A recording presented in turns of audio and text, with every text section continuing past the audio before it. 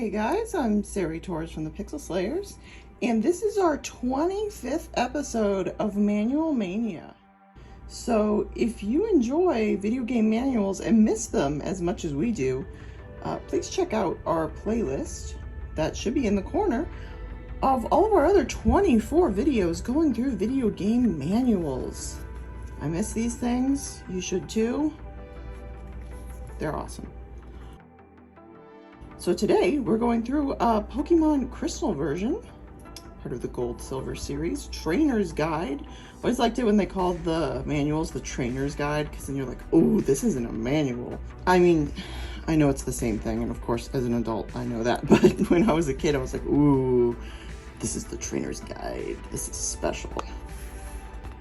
And as always with Manual Mania, our policy is to always have a nice clear picture of the manual. We're not going to read every single word. We might read some of the highlights, but we will always make sure the picture is nice and clear, so you can pause it anytime you want if you want to read all of the little details in there. It's interesting that this was released later in the Game Boy Color's life, in that it actually mentions the Game Boy Advance here. So that's pretty interesting. And they are compatible with Pokemon Stadium 2 for the N64, but not Pokemon Stadium. That's definitely a whole lot of backstory.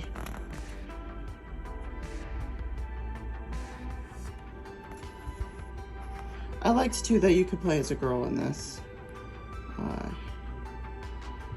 Because especially back then, I mean, there wasn't always a girl option. It was very, you know, just consider that you were a boy. And nowadays there's a lot of options for gender in games, which is cool. But back then this was really special that I could actually be a girl in Pokemon.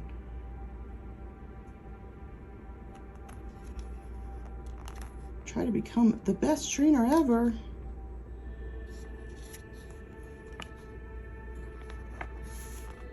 Basic controls.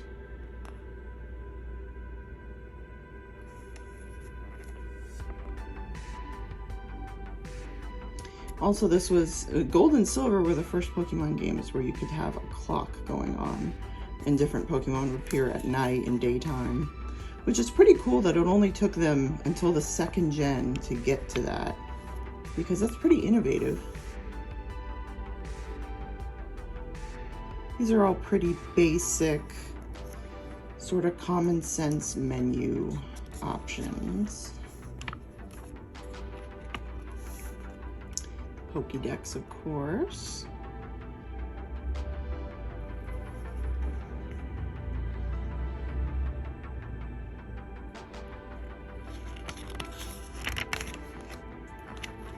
Menu screen. It's very, very basic stuff. There's some nice little artwork that's just made for the manual, the little backpacks. I'd like to see more. There we go. Yeah, I always say one of the things I love most about these old manuals is the artwork they would make just for the manual. Especially when the graphics in the game weren't great. You would kind of use these almost as to connect your imagination to what it's supposed to look like. And the Poke gear was kind of different in this too. I don't know if I liked it too much. It kind of was like, ooh, you have a cell phone. And I don't know. I don't need to have all that in my Pokemon game. But they were trying different things, and that's cool.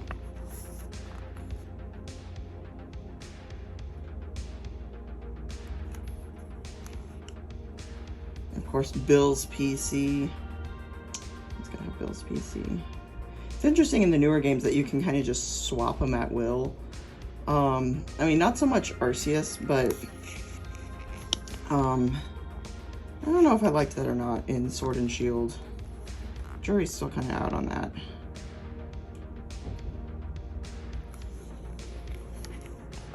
Giving you some of the places where you will go.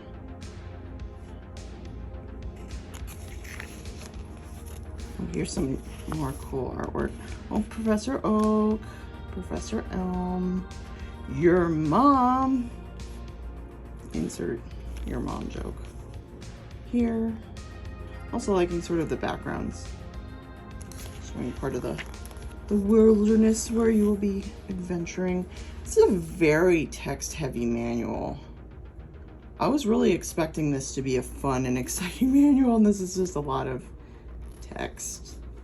And just telling you very specific things that you might not have to know immediately. And this is, I mean, that's pretty thick for a manual. They didn't have to go through all this, but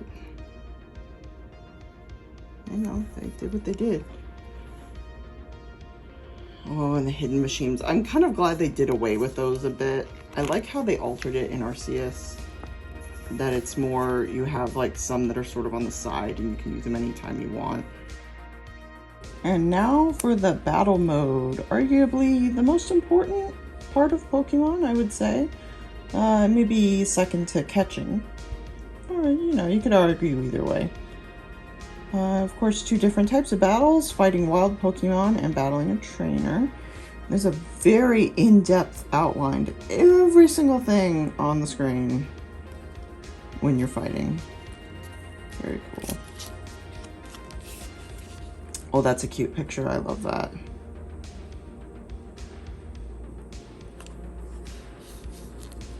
Status effects. Well, it just says Pokemon may also become confused. Why didn't they make a thing for that? Like, I know it's a little different kind of status effect, but I don't know, that's just kind of weird how they put that on there. Oh my god, the Snubble with the little bow. I remember those two were like some of the first that were announced for the second gen. And I remember in Pikachu's Vacation, which came before the first Pokemon movie, they were like, there's gonna be new Pokemon in it! And everyone like flipped out. Yeah. Long time ago now. I still have my VHS copy of Pokemon the first movie. I need to dust that off sometime. Oh, and there's the Unknown, which are always a lot of fun.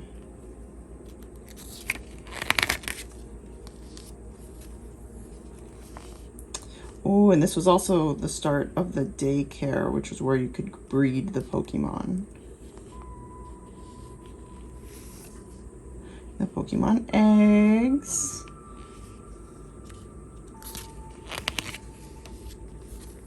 Ooh, challenges and badges. Here's all their gym leaders.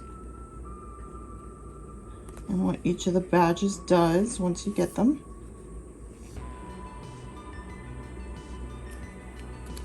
I need to replay this gen because I haven't really played it as an adult. I played Gen 2 as a kid and just never really came back to it, but I feel like I'm up for a replay, especially since the there's the Heart Gold and Soul Silver, which I've never played, which were the remakes for the DS, which I should definitely check out. Linking up to Trader Battle.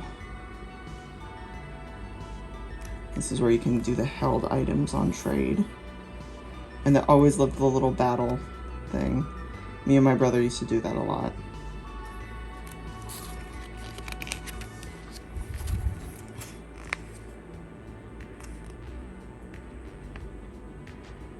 And trading at the time capsule to trade with red, blue, or yellow. This is cool that they did that.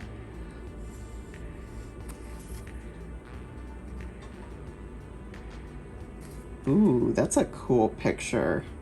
Just what that trading contraption looks like.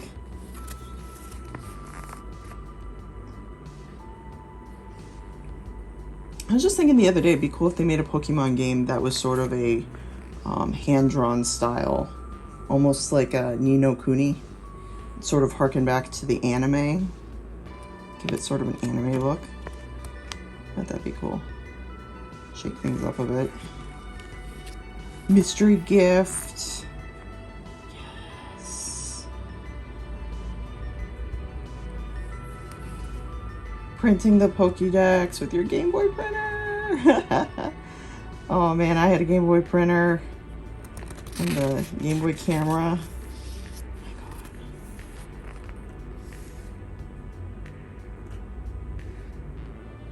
This is all these pages just for the Game Boy printer. Oh man. How many people actually use that functionality? I'd be curious, because I never used it with this game. I just used it with the camera, really. And the notes. I always wondered who actually wrote things in these sections, because, I mean, you're messing up the guide. Of course, important warranty and all that. Yeah, and that's, you got that guy. Mario's little repair persona doesn't really show up anymore post this. Like, this is probably one of the last times he shows up. I know they have him like that on the 64, right? But I don't think they do on the GameCube. And just all the different things they released back then. But yeah, that is our video for Manual Mania, the Pokemon Crystal Version Trainer's Guide. And I've got the box too, which is cool because it's all shiny. And these are really hard to find now. And I just love that I have this. Yeah, this guide was very text heavy and I was kind of surprised. It's still fun to go through. And if you enjoyed this, please check out our other 24 Manual Mania videos along with our other channel where we do, I draw a lot of nerd stuff, and hit that subscribe button if you're not subscribed. And I really appreciate you stopping by, and hope to see you around again soon. Bye.